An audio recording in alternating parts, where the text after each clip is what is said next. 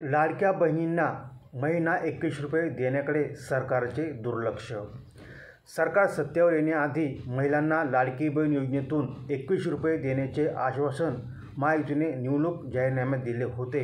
मात्र शेतकऱ्यापाठोपाठ सरकार लाडकी बहीणचीही फसवणूक करत आहे. त्यामुळे सरकारवर फसवणुकीचा गुन्हा दाखल करावा यासाठी श्रीरामपूर येथे शेतकरी संघटनेच्या महिला कार्यकर्त्यांनी पोलिसात तक्रार दाखल केली. सरकारकडून कर्जमाफी आणि महिलांना 21 रुपये देण्याकडे दुर्लक्ष केले जात आहे.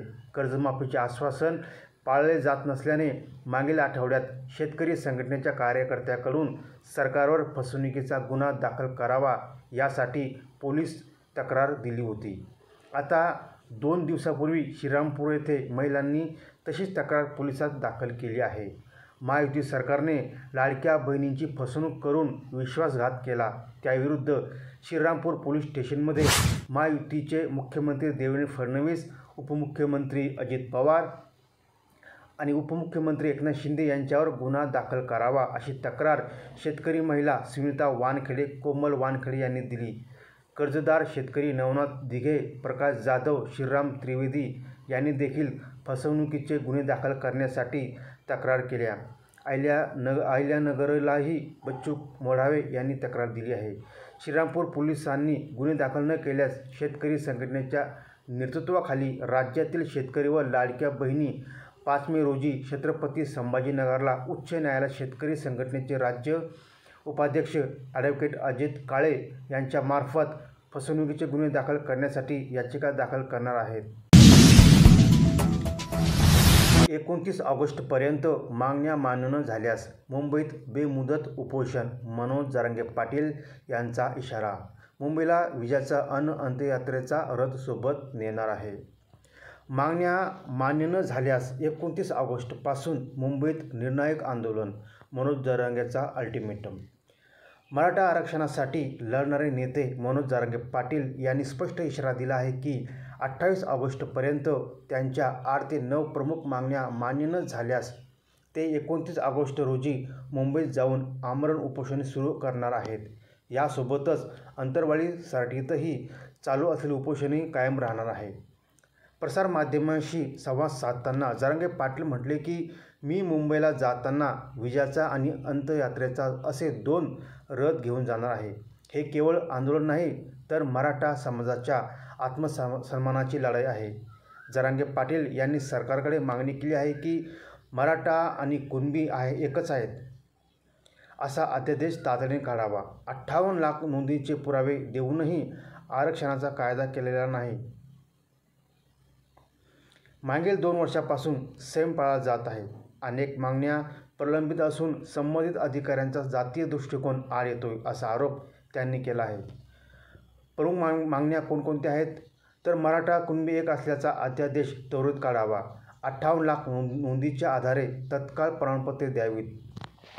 आंदोलनकारावरील सर्व संबंधित केसेस मागे घ्याव्यात. सगळे सोयरे अंमलबजावणी करावी. संस्थानाच्या हैदराबाद, औध, सातारा, मुंबई गॅजेट्स लागू करावेत.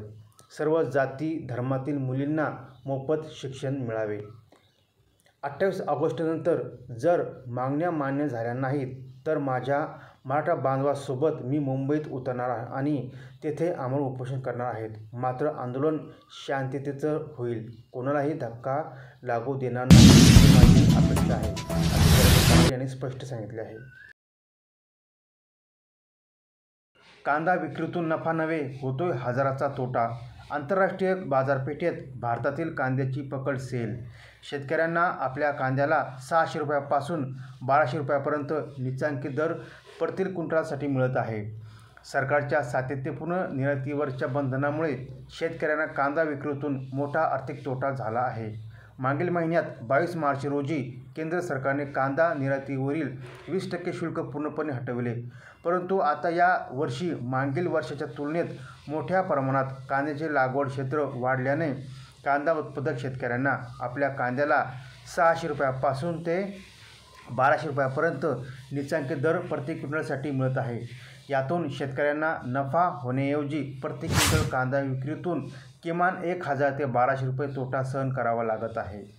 केंद्र सरकारने कांदा उत्पादकांच्या कांद्याला उत्पादन खर्चापेक्षा अधिक दर मिळाला पाहिजे, म्हणून नियोजन करणे गरजेचे आहे. कांद्याच्या बाबतीत धरसोड वृत्तीच्या निर्यात धोरणामुळे आपला देश मोठा कांदा निर्यातीवर देश बनण्याची संधी असतानाही जगाच्या बाजारपेठेत 3 महिन्यांपासूनच भारताच्या कांद्याची पकड सैल झाली आहे. बांगलादेश, इजिप्त आदी देशात निर्यात प्रचंड घटली आहे. त्यातून मोठ्या प्रमाणात परकीय चलनही आपल्या देशाची बुडत आहे आणि लाखोच्या संख्येने असलेल्या कांदा उत्पादकांचे आर्थिक नुकसान होऊन शेतकऱ्यांची कर्जबाजारी होण्याची संख्या वाढत आहे. शिवाय कांदा या पिकावर अवलंबून असलेले लाखो रोजगारही आर्थिक संकटात सापडलेले आहेत. सरकारने कांदा निर्यातीचे निश्चित असे धोरण तयार करावे. यासाठी कांदा उत्पादकांसह शेतकरी संघटनेकडून सातत्यपूर्ण पाठपुरावा सुरू आहे. सध्या उन्हाळ कांदा काढणे सुरू आहे. कांद्याची निर्यात घटल्याने कांद्यावर आधारित उद्योग व्यवसायही संकटात सापडले असून सर्वात मोठे नुकसान कांदा चाळीत काम करणाऱ्या 15,000हून अधिक कामगार तसेच ट्रक चालक. नाशिक जिल्ह्याचा विचार केला तर दररोज किमान शेकडो कांद्याचे ट्रक भरले जातात. सर्वात मोठा निर्यातदार असलेल्या बांगलादेशमध्ये आपल्याकडील कांद्याची मागणी 80% घटली आहे. कारण बांगलादेशात स्थानिक ठिकाणाचा कांदा बाजारात येत आहे. हा कांदा मे महिन्यातील दुसऱ्या आठवड्यापर्यंत पुरेल. त्यानंतरच भारतातून कांद्याची गरज बांगलादेशात भासेल आणि निर्यात वाढेल.